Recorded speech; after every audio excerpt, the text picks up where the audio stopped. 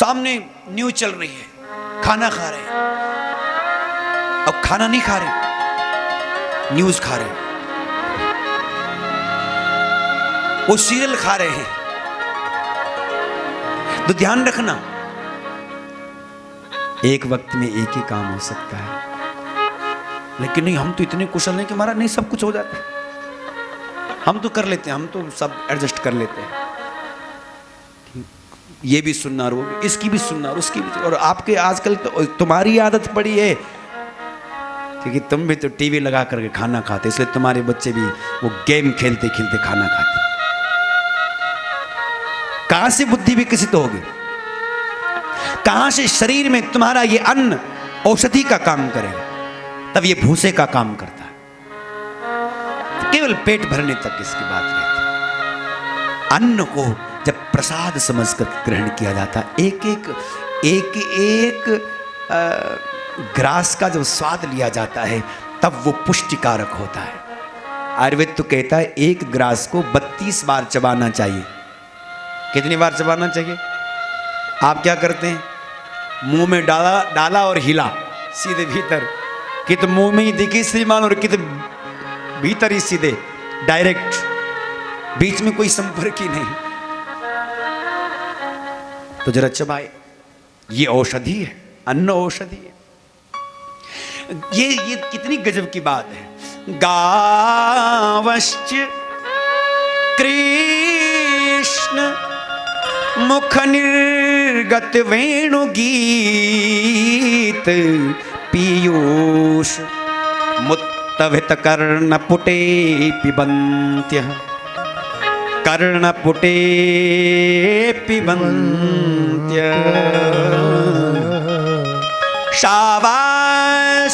शावास्नुतस्तनपया कवलास्मतस्सुर गोविन्दमात्मन दृशाश्रुकला स्पृशन्त्य। आहा, केवल गाय नहीं, गाय के बछड़े, गावास्नुतस्तनपयः कवलास्मतस्थुर। ये छोटे छोटे बछड़े जब अपने माँ के थनों पर मुख लगाए हुए होते हैं, और जैसे ही थन मुख में होता है, लेकिन उसी समय वेणु कान पर गए और थन मुख में और मुख बंद, कान के पर्दे खुल जाए और कृष्ण की उस वेणु को सुन। ऐसा लगता है कोई मौनी आंख बंद करके और केवल उसका स्वाद चखने लगता।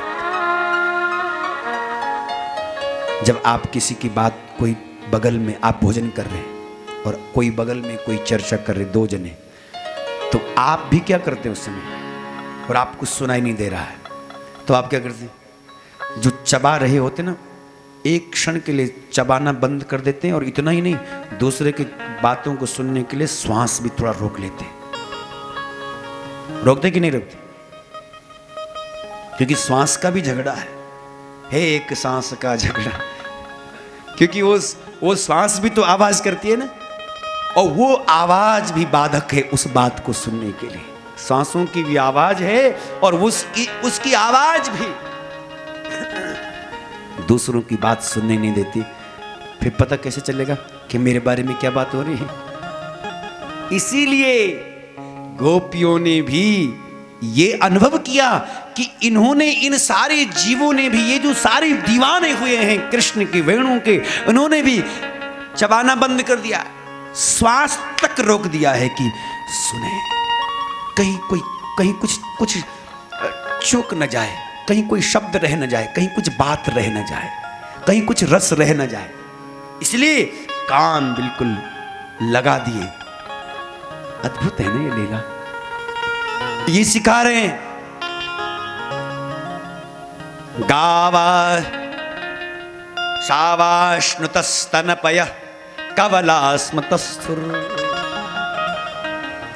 कर्ण पुटकों से केवल कृष्ण रस का पान कर रहे हैं, इस वेणु का नाद सुन रहे हैं। अद्भुत। गोपियां कहती कितनी सौभाग्यशाली हैं ये सब।